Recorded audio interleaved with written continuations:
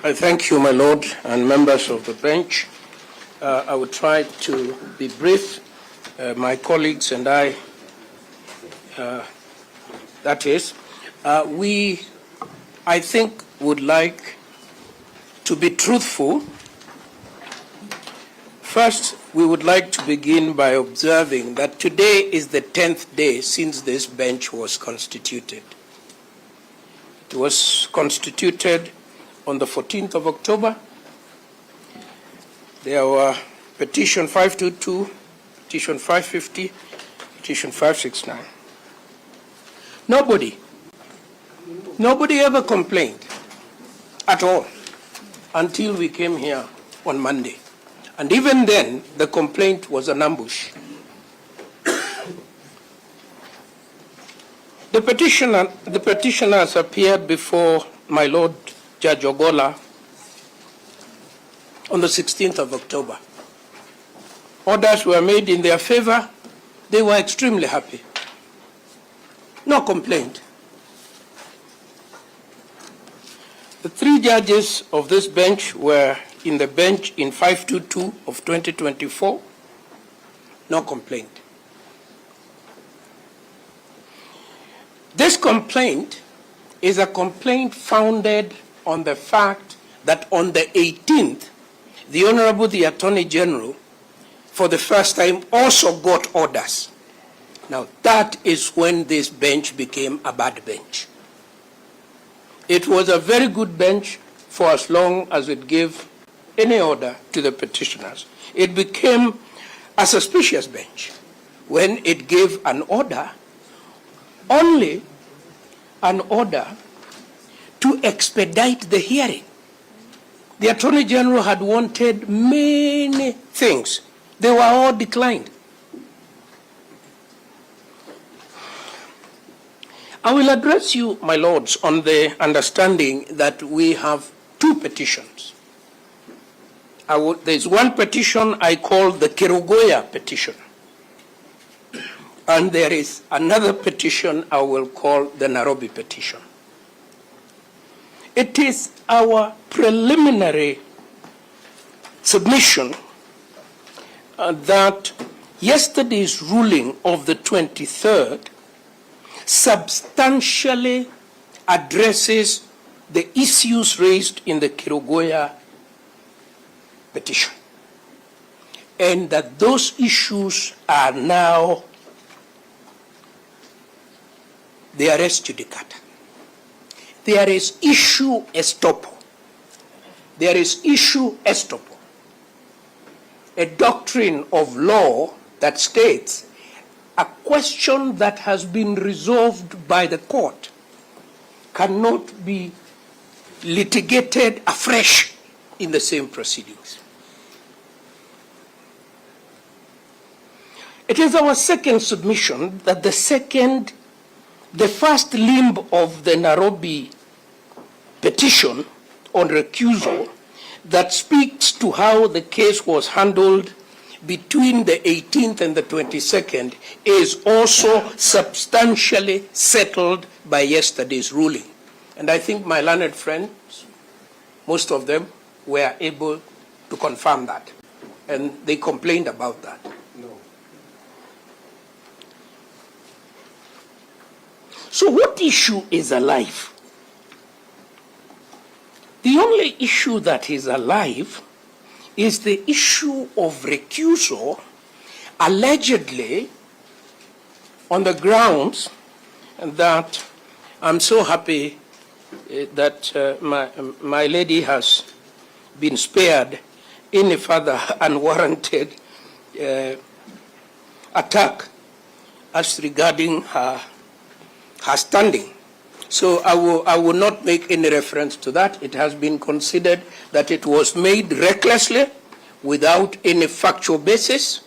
And I think that what an ethical advocate of the Honorable Court should do is to start by saying, I apologize to her leadership for these allegations that are contained in a document that bears my signature. But that is not for me to say. So let us proceed to the two other allegations.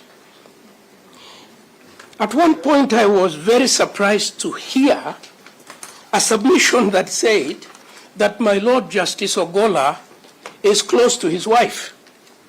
How can that be? How can that possibly be a bad thing? But a further extension of that argument was equally spurious. A professional person is entitled to an independent professional existence.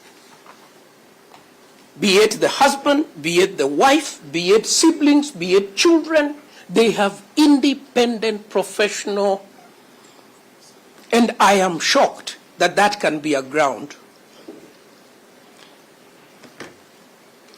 Another ground now made is that the Honorable Justice Mrima is a friend of the Speaker of the House. The Speaker of the House was my student. I don't know whether I should recuse myself. My Lord, if I may say this with respect, I have been a law teacher for 38 years. I apologize that that's not very long. There are 3/4 of the lawyers under the age of 50, I have taught them. I don't know whether I should recuse myself each time I appear against, including the Honorable Tom Ojienda here, Senator. Could you confirm that? I confirm that you're my teacher. Yes. And John Murugaru, Senator, the Solicitor General, the Attorney General. This is the nature of our profession. This is the nature of our profession. The Speaker is a member of the legal profession. The Honorable Justice Mrima is a member of the legal profession. How else are we to do our work? Paul Kibugi Muite, Senior Counsel, a personal friend for many years. On the day I got married, he brought me a copper coffee dispenser. Am I never to do any case with him? Should I always tell people, I know Paul Muite from when I was mayor, he came to my wedding, he brought me a gift. It cannot possibly be. That is not how this profession works. Let me very quickly set this, what I believe, we believe, is the standard. The standard is set in the case of the most important of this all is the Rai case, which has been talked about. When will you ask for a recusal?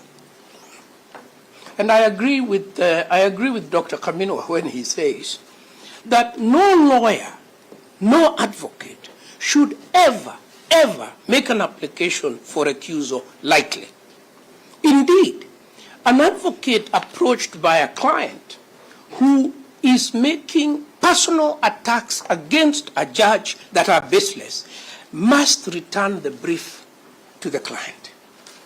That is the honorable thing to do. Now, I have referred you to the Rai case, but the most important of this all is the objective test that is set in the Rawal case. In the Rawal case, which you are aware of, Rawal versus Judicial Service Commission, the court says there is no basis for a judge to automatically recuse themselves when a bare allegation is made by a party. The allegation must be substantiated. First, they now quote the Court of Appeal. Firstly, it is obvious from the above test that there is no basis for the lather elastic test propounded by Dr. Kaminwa, where a judge must automatically recuse himself or herself upon the making of a bare allegation of any of the parties. We have not come across any authority in support of the proposition, and Dr. John Kaminwa did not provide any. On the contrary, decisions abound that judges must not recuse themselves on flimsy and baseless allegations. It is our submission that a claim that the friendship that may exist between a party and a judge because they went to the same school, because they went to the same university, because they come from the same county, that is baseless. It must be demonstrated. Like was said in the case of Kaplan and Stratton versus Z Engineering Construction Limited, if disqualifications issues were to be raised, say, because a judge and a member of the bar belong to the same Rotary Club or the same Lions Club or the same sports club, there would be no end to such approaches. There would be no end. In this case, it has not been demonstrated that there is any way in which the independence of any of the judges here can be said to have been compromised.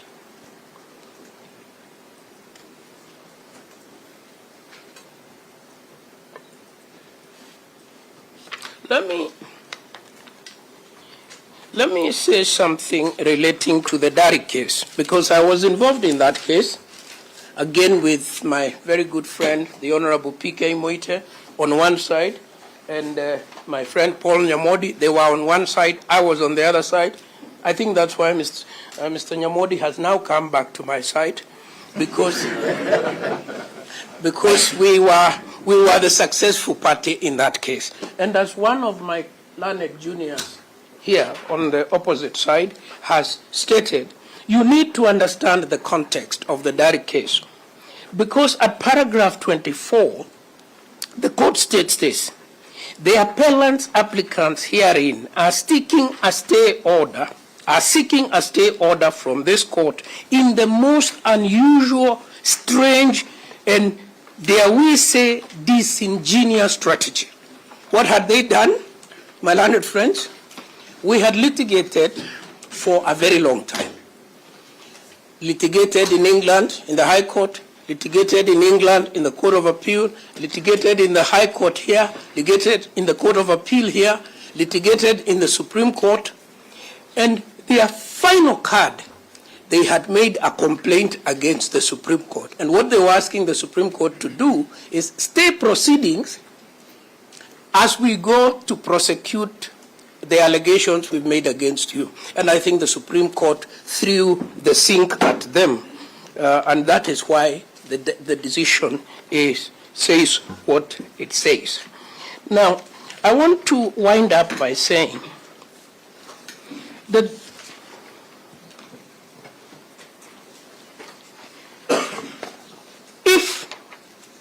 if this court were to accede to this application, it would throw into disarray a critical public interest litigation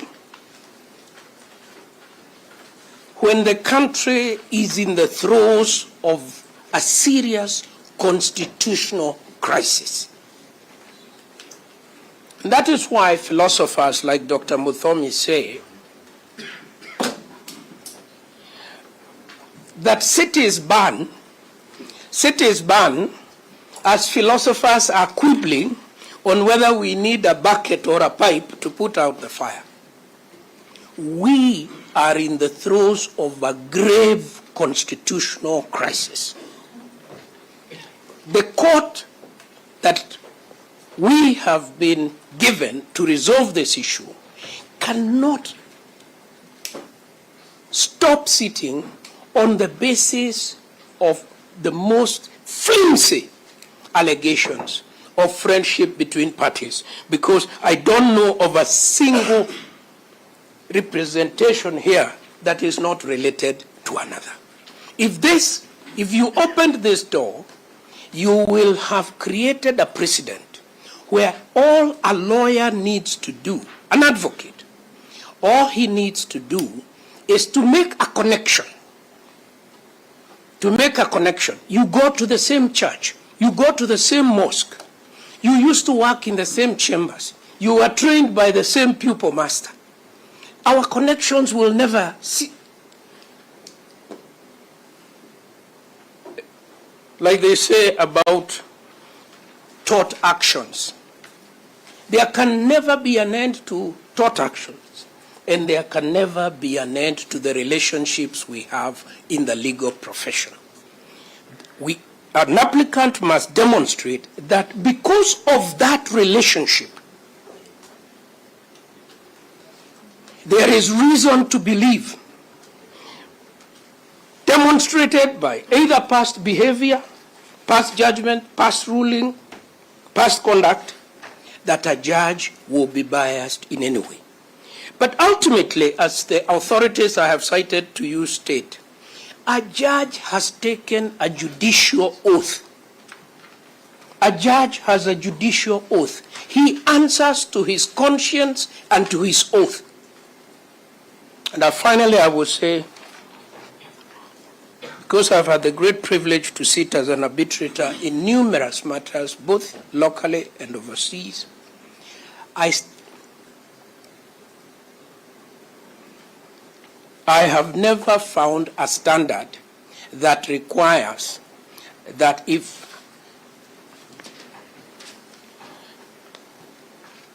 a person who has a historical connection with somebody, without demonstrating more than that, can be the basis of recusal.